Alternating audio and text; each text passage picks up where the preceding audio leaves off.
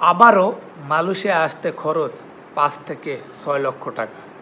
আমরা সবাই আশা করছিলাম যে এই সরকার পরিবর্তন হওয়ার পরে বর্তমান সরকার সকল সিন্ডিকেট ভেঙে ২ থেকে ৩ লক্ষ টাকার ভিতরে মালয়েশিয়া কর্মী আসতে পারবে। আমাদের সেই স্বপ্ন দুঃস্বপ্নই রয়ে গেল, কোনো পরিবর্তন হলো না। তাহলে বোঝা গেল বাংলাদেশের যতই সরকার পরিবর্তন হোক না কেন, কখনো সিন্ডিকেটের যারা মূল হোতা তারা হলো সরকারের থেকে বড়, সেটা কখনো ভাঙবে না।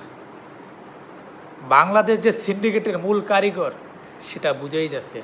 নেপাল থেকে কর্মী আসা শুরু করছে, আর বাংলাদেশের সিন্ডিকেট নিয়ে ঠেলাঠেলির কারণে এখন পর্যন্ত কলিং ভিসাটা খুলে বাংলাদেশ থেকে কর্মী আনতে পারে না।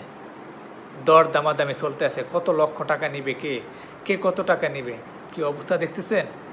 আমরা আশা করছিলাম যে নতুন বাংলাদেশ বলে সেই বাংলাদেশে ২ থেকে ৩ লক্ষ টাকা হবে, আবারও ৫ থেকে ৬ লক্ষ টাকা দিয়ে আসতে হবে। তাই যারাই আসতে চান আসবেন, খুব চিন্তা ভাবনা করে আসবেন ভাই। বাবার টাকা খরচ করার আগে চিন্তা ভাবনা করে আসবেন, তা না হলে এই প্রবাসে এসে কান্নাকাটি করতে হবে, পস্তাতে হবে, জীবনটা দুঃস্বপ্নে পরিণত হবে। সবাই ভালো থাকবেন, সুস্থ থাকবেন। আল্লাহ হাফেজ।